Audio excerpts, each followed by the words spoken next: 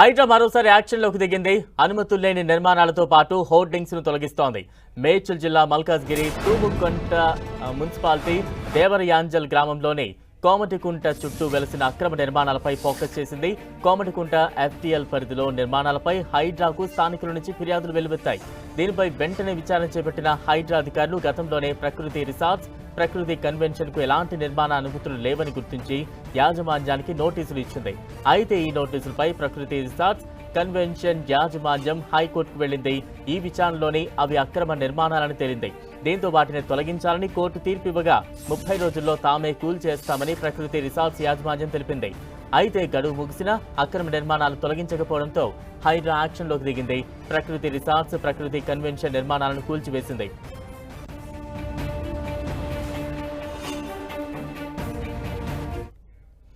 ఇదే అంశంపై మరింత అప్డేట్స్ అందించేందుకు మా ప్రతినిధి రాముడు సిద్ధంగా ఉన్నారు. రాముడు, నగరంలో వెలుస్తున్నటువంటి అక్రమ నిర్మాణాలపైన హైడ్రా ఫోకస్ చేసిందని చెప్పవచ్చు. మరోసారి భారీ నిర్మాణాలను కూల్చింది. ఎన్ కన్వెన్షన్ తర్వాత అదే పద్ధతిలో ఉండేటువంటి భారీ నిర్మాణం కోమటికుంటలో వెలిసినటువంటి ప్రకృతి ఎన్ కన్వెన్షన్ను, అదేవిధంగా అక్కడ ఉండేటువంటి వాటన్నిటిని కూడా కూల్చివేతలు చేయడం జరిగింది. ప్రధానంగా ఆ రిసార్టు, అదేవిధంగా కన్వెన్షన్ సంబంధించి FTL పరిధిలో ఉన్నట్టు హైడ్రాకు ఫిర్యాదు రావడం జరిగింది. ఆ ఫిర్యాదుల ఆధారంగా అక్కడ ఉండేటువంటి స్థానిక రెవెన్యూ, అదేవిధంగా ఇరిగేషన్ అధికారులతో సర్వే చేయించారు. దాని తర్వాత హైడ్రా నోటీసులు ఇవ్వడం జరిగింది.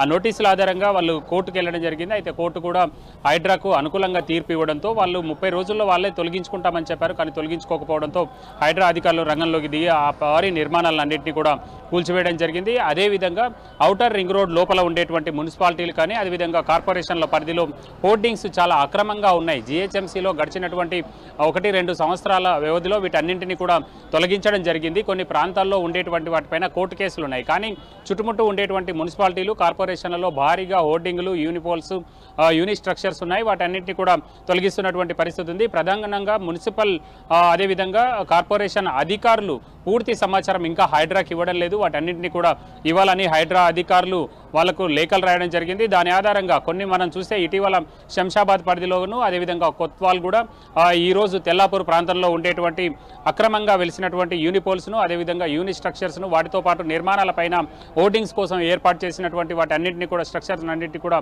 కూల్చివేస్తున్నటువంటి పరిస్థితి ఉంది. ఈ విధంగా మొత్తం కూడా 50 వరకు ఈ అక్రమంగా ఉండేటువంటి ప్రకటనల బోర్డులను అయితే తొలగించడం జరిగింది. మొత్తంగా చూస్తున్నప్పుడు నిబంధనలకు విరుద్ధంగా చెరువుల్లో, నాలాల్లో కట్టినటువంటి నిర్మాణాలతో పాటు అదేవిధంగా భారీ యూనిపోల్స్ మనం చూసాం. గతంలో జూబ్లీహిల్స్లో కూడా గాలులకు తీవ్రమైనటువంటి గాలులు వచ్చినప్పుడు అది మొత్తం ఇరిగిపోయి పడిపోయి దాదాపు 5-6 కార్లు కూడా ధ్వంసమైనటువంటి పరిస్థితి ఉంది.